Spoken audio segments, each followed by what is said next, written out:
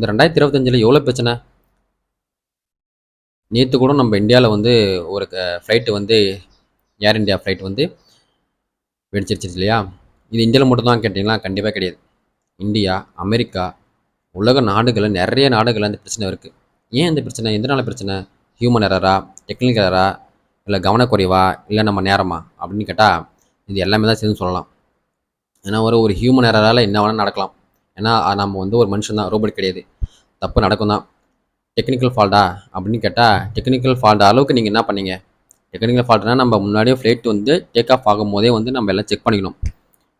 Break ஒழுங்காக பிடிக்குதா, engines ஒழுங்காக இருக்கா. ஆனால் ஃப்ளைட்டில் மொத்தம் 2 இன்ஜின்ஸ் இருக்கும். ஒரு இன்ஜின் ஃபால்ட் ஆனாலும் இன்னொரு இன்ஜின் வந்து நம்ம இதாகிடும்.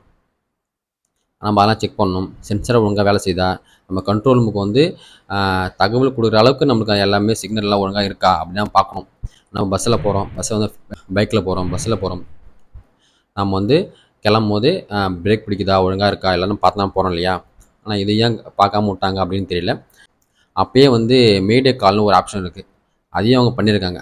அது எங்கெங்கெல்லாம் யூஸ் ஆகும்னா நம்ம கப்பல்கள்லையும் ஃப்ளைட்டில் தான் பண்ணுறது தான் யூஸ் ஆகும். அது பண்ணால் அங்கே இருக்கிற கண்ட்ரோல் ரூமுக்கு கண்ட்ரோல் போய் எங்களுக்கு வந்து அவசரமாக உதவி தேவைப்படுது வாங்க அப்படின்னு சொல்லியிருக்காங்க. சொன்ன ஒரு 3 செகண்ட்லேயே வந்து அதோட சிக்னல் வந்து கட் ஆகிருக்கு. அவங்களுக்கு ரீச் பண்ணியே முடியலையா, ரீச் பண்ண முடியாத. அதனால் ஒரு சில செகண்ட்லேயே வந்து ஃப்ளைட் வந்து கீழே வந்து வெடிச்சிருக்கு.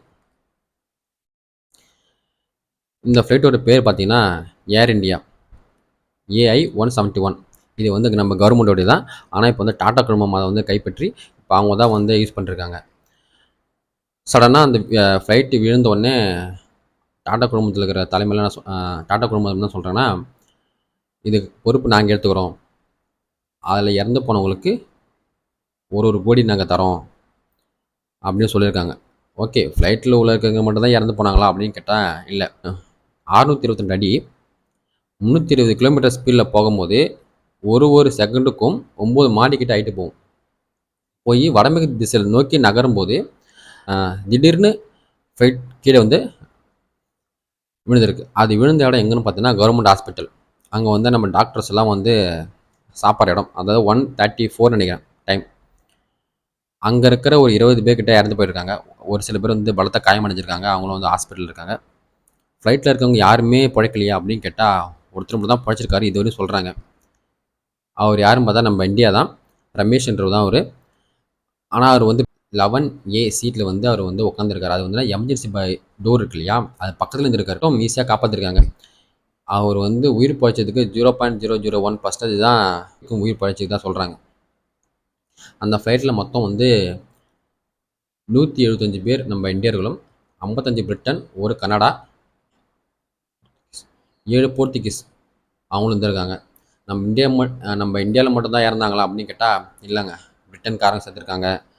பிரிட்டன், கனடா, நிறைய பேர் அதில் இருந்து இன்ஃப்ளூயன்ஸ்லாம் இருந்திருக்காங்க.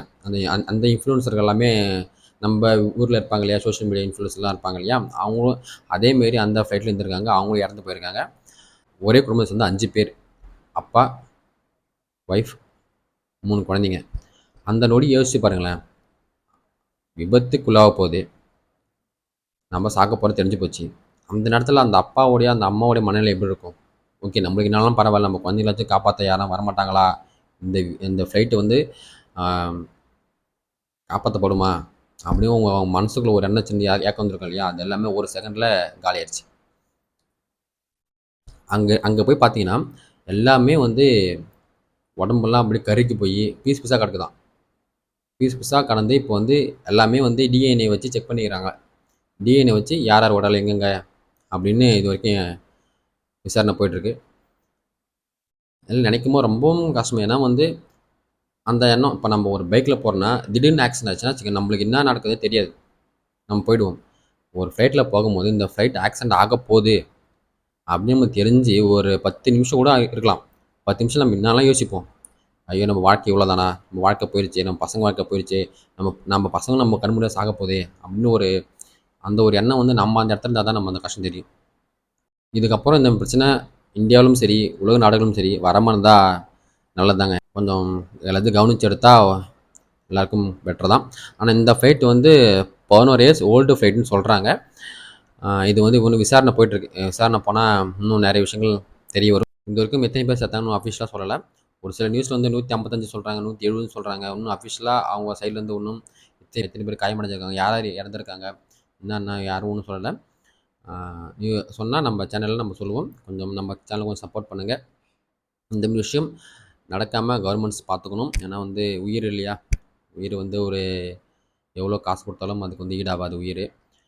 கொஞ்சம் கவர்மெண்ட்டும் உலக நாடுகளில் இருக்கிற கவர்மெண்ட்டும் கொஞ்சம் ஃப்ளைட்டை டேக் ஆஃப் பண்ணும்போது கொஞ்சம் பைலட்டும் ஃப்ளைட்டில் கொஞ்சம் செக் பண்ணிக்கின்னு அதுக்கப்புறம் நம்ம வந்து டேக் ஆஃப் பண்ணலாம். அது ஒன்றும் பிரச்சனை இல்லை. டேக் ஆஃப் அது வந்து பைலட்டு ஃப்ளைட்டை செக் பண்ணதுக்கு ஒரு 1/2 hour ஆகுமா? ஆகட்டுமே. அந்த 1/2 hour நீங்கள் பார்த்தீங்கன்னா இங்கே வந்து 200 பேர் 300 பேர் சாவறாங்க இல்லையா? கொஞ்சம் நம்ம தான் கொஞ்சம் கேர்ஃபுல்லாக இருந்துக்கணும். ஏன்னா மக்களுக்கு வந்து இதுக்கப்புறம் ஃப்ளைட்டில் போகிறதுக்கே பயமாக இருக்கும் போல். டெல்லியிலேருந்து அகமதாபாத் தான் வந்திருக்கு. ஓகேங்களா? டொமஸ்டிக் ட்ரிப்பை முடிச்சுக்கின்னு அதுக்கப்புறம் தான் இன்டர்நேஷ்னல் ட்ரிப்புக்கு வந்து உங்கள் பிளான் பண்ணி வேலை. அதனால் வந்து வீடியோ பேச முடியல. அதனால தான் காலைல எழுந்த உடனே இந்த வீடியோ பேசுகிறேன்.